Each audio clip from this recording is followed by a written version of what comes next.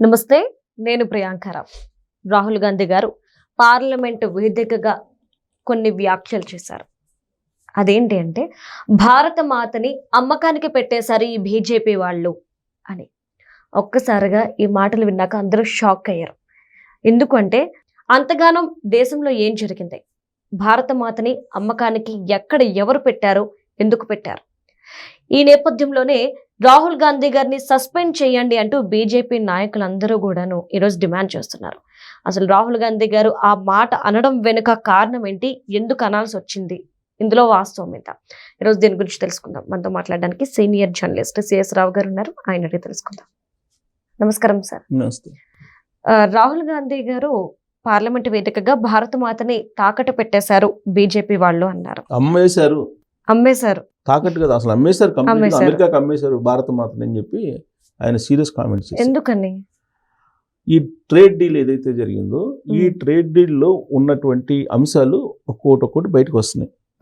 First ఆ trade deal frame బయటకు వచ్చింది, అవుట్ కట్స్ బయటకు వచ్చినాయి. ఆ తర్వాత ఒక్కొక్కటిగా బయటకు వస్తున్నాయి. దీంట్లో ప్రధానమైనది ఏంటంటే, పప్పు దినుసులకు సంబంధించి అమెరికా నుంచి దిగుమతి కాబోతున్నాయి భారతదేశానికి. అదే జరిగితే భారత రైతులు రోడ్డు మీద పడే అవకాశం ఉంది. అందుకే ఇవాళ భారత్ మొత్తం కూడా సమ్మెకి పిలుపునిచ్చింది. భారత్ బంద్, సమ్మెకి కాదు, బంద్కి పిలుపునిచ్చింది. ఇవాళ బంద్ జరుగుతుంది. ఇదంతా ఒక ఎత్తు అయితే, అసలు ఎందుకు ఈ ట్రేడ్ డీలు చేసుకున్నారు? మొత్తం 45 లక్షల కోట్ల రూపాయల విలువైనటువంటి అమెరికా ప్రొడక్ట్స్ని భారతదేశం ఎందుకు దిగుమతి చేసుకోవాలి జీరో ట్యాక్స్ తోటి? అదే భారత ఉత్పత్తుల్ని అక్కడ ఎగుమతి చేయాలంటే, అక్కడ దిగుమతి చేయాలంటే మనం 18% ట్యాక్స్ కట్టాలి. ఎందుకు కట్టాలి?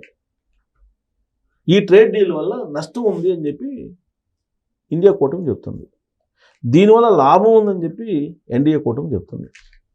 సో ఫ్యాక్ట్ చెక్, దీని మీద ఫ్యాక్ట్ చెక్ చేసినప్పుడు ఈ ఫ్యాక్ట్ చెక్లో ఏమొచ్చిందంటే, తాజాగా అమెరికా నుంచి ఈ ఫ్యాక్ట్ చెక్లో నెంబర్ 1, పప్పు దినుసుల్ని దిగుమతి చేయడానికి, అమెరికా నుంచి దిగుమతి చేయడానికి భారత ప్రభుత్వం అంగీకరించలేదు.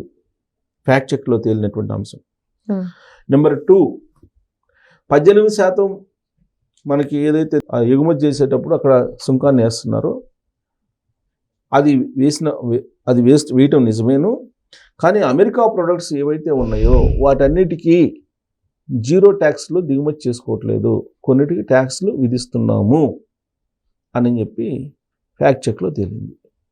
నెంబర్ 3, వ్యవసాయానికి సంబంధించినటువంటి ప్రొడక్ట్స్, దాని అనుబంధ ప్రొడక్ట్స్ ఏవైతే ఉన్నాయో ఈ అనుబంధ ప్రొడక్ట్స్ ఏవి కూడా మనం దిగుమతి చేసుకోవట్లేదు, కాబట్టి దీనివల్ల ఆందోళన చెందాల్సిన అవసరం లేదు అనేది చెప్తూ ఉన్నారు. అలాగే ఇంకొక అంశం ఏంటంటే, ప్రధానమైనటువంటి అంశం, రష్యా నుంచి ఆయిల్ని దిగుమతి చేసుకోకూడదు అనేటువంటి ఒక ఆంక్ష అమెరికా పెట్టింది భారతదేశం మీద. అది కూడా నిజం కాదు అని చెప్పి ఫ్యాక్ట్ చెక్ చెప్పింది.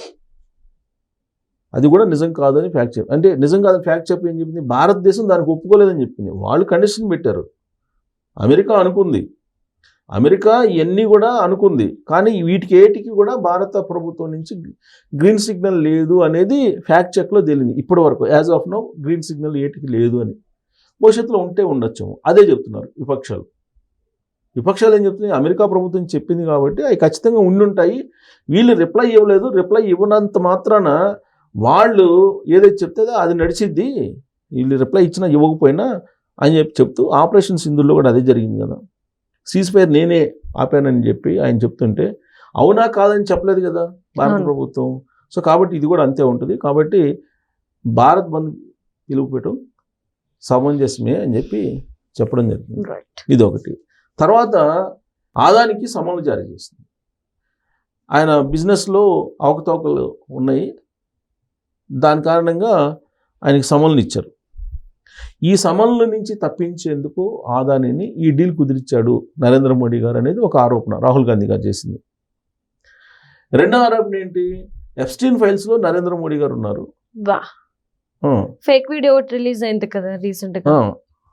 నరేంద్ర మోడీ గారు ఉన్నారు ఎప్స్టీన్ ఫైల్స్లో. అలాగే హర్దీప్ సింగ్ కేంద్ర మంత్రి, ఆయన కూడా ఉన్నారు. ఈ కారణం చేత అమెరికా ఏది చెప్తే అది విన్నారు. ఈ డీల్ కుదుర్చుకొని భారత్ మాతను అమ్మేశారు, భారత్ మాతను అమెరికాకి అమ్మేశారు అనేది రాహుల్ గాంధీ గారు చేశారు. ఏది ఆరోపణ. అయితే ఇక్కడ అనిల్ అంబానీని ఎప్స్టీన్కి కలిపింది ఎవరు అని అంటే హర్దీప్ సింగ్ అని చెప్తున్నాడు రాహుల్ గాంధీ. అనిల్ అంబానీ నేరుగా ఎప్స్టీన్ ఫైల్స్లో అనిల్ అంబానీ పేరు లేదు, కాకపోతే అనిల్ అంబానీని ఎప్స్టీన్ని కలిపింది హర్దీప్ సింగ్ అని చెప్తున్నాడు. అనిల్ అంబానీ కూడా ఉన్నాడు ఎప్స్టీన్ ఫైల్స్లో అని చెప్తున్నాడు. అనిల్ అంబానీ ఉన్నాడు, అనిల్ అంబానీని కలిపింది కూడా హర్దీప్ సింగ్ అని చెప్తున్నాడు. ఇది మొత్తం 13 లక్షల పేజీలు ఎప్స్టీన్ ఫైల్స్, 13 లక్షల పేజీలు. ఈ 13 లక్షల పేజీల్లో అనేక మందితోటి ఆయన ఎప్స్టీన్ ఫోన్లు మాట్లాడిన వివరాలు, ఫోటోలు, అలాగే వీడియోలు, ఇవన్నీ వివరాలు దాంట్లో ఉన్నాయి. ఈ ఎప్స్టీన్ ఫైల్స్ సంబంధించి అమెరికా న్యాయశాఖ అఫీషియల్గా విడుదల చేసింది. దీంట్లో అనిల్ అంబానీతో హర్దీప్ సింగ్ కూడా ఉన్నారు అని చెప్పి చెప్తున్నారు. సరే, ఎప్స్టీన్కి కనెక్ట్ కావడానికి హర్దీప్ సింగ్ అనుసంధానం అనిల్ అంబానీకి అనేది చెప్తున్నాడు ఆయన. సరే, ఎప్స్టీన్ ఫైల్స్ తర్వాత ఆదానికి సమంలో అమెరికా ఇవ్వడం, ఈ రెండు కారణం చేతనే భారత మాతను అమ్మేశాడని చెప్పి రాహుల్ గాంధీ చెప్తున్నాడు. దీంతో పాటు భారత ఆర్మీ చీఫ్ నరవణే రాసినటువంటి పుస్తకంలో ఉండేటువంటి అంశాలు, వీటిని ప్రస్తావించున్నారు. దీనికి అనుమతి ఉందా ఈ మాట్లాడటానికి అని అంటే అనుమతి లేదు. సభా సాంప్రదాయాలు అనేది కొన్ని ఉంటాయి. ఈ సభా సాంప్రదాయాలు ఏంటి?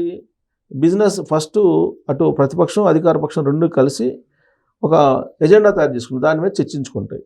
కానీ అదేమి లేకుండానే ఈయన ఇలాంటి అంశాలను ప్రస్తావించి గందరగోళం పరుస్తున్నారు సభని. కాబట్టి సభా ఉల్లంఘన నోటీసులు రాహుల్ గాంధీకి ఇవ్వాలని చెప్పి బీజేపీ వాళ్ళు ఇవాళ ఒక నిర్ణయం తీసుకున్నారు. సభా ఉల్లంఘన నోటీసులు ఇచ్చి ఆయన మీద అనర్హత వేటు వేయాలి. ఎంపీగా ప్రజెంట్ ఉన్నారు, అలాగే కాంగ్రెస్ పార్టీ సంబంధించినటువంటి పార్లమెంటరీ నేతగా కూడా ఉన్నాడు, లోక్సభ పక్ష నేత ఆయన. కాబట్టి ఆయన్ని సస్పెండ్ చేయాలి, ఆయన్ని అనర్హత వేటు వేయాలి, ఆయన మీద అనర్హత వేటు వేయాలి, విపరీతమైనటువంటి ఆరోపణలు చేశారు అని చెప్పి ఇప్పుడు బీజేపీ వాళ్ళు ఎదురుదాడికి దిగారు. ఆయనేమో భారత మాతను అమ్మేశాడు అమెరికాకి, పార్లమెంట్ లోపల పార్లమెంట్ బయట రెండు చోట్ల ఆరోపిస్తున్నారు. బీజేపీ వాళ్ళు ఏంది రివర్స్గా ఈయన మీద అనర్హత వేటు వేయాలని చెప్పి సభా ఉల్లంఘన నోటీసులు ఇవ్వాలి అని చెప్పేసి డిమాండ్ చేస్తున్నారు. సో ఇదంతా కూడా ఈ అమెరికా ట్రేడ్ డీల్ కారణంగా వచ్చినటువంటి పరిణామాలు, అలాగే భారత ఆర్మీ చీఫ్ రాసినటువంటి పుస్తకం సంబంధించినటువంటి పరిణామాల కారణంగా ఇవన్నీ వచ్చినాయి. మరి రాహుల్ గాంధీ గారిని పార్లమెంటు ముందు నిలబెట్టి అనర్హత వేటు వేస్తారని అంటే స్పీకర్ ఇష్టం. గతంలో కూడా నరేంద్ర మోడీ గారి మీద అనుచితమైనటువంటి వ్యాఖ్యలు చేసిన కారణంగా ఆయన మీద అనర్హత వేటు పడింది గతంలో, లాస్ట్ లోక్సభ అప్పుడు. ఆ తర్వాత ఆయన క్వార్టర్ కూడా ఖాళీ చేయించారు అప్పుడు. మరి ఇప్పుడు అనర్హత వేటు వేస్తారని అంటే చెప్పలేం. గతంలో చేశారు కాబట్టి ఇప్పుడు కూడా చేయించాము. తీవ్రమైనటువంటి వ్యాఖ్యలు, భారత మాతను అమ్మేశారు అమెరికాకి అని అంటే ఇది చిన్న వర్డ్ కాదు కదా. సో కాబట్టి అనర్హత వేటు వేసినా ఆశ్చర్యపోవసరం. Thank you so much sir.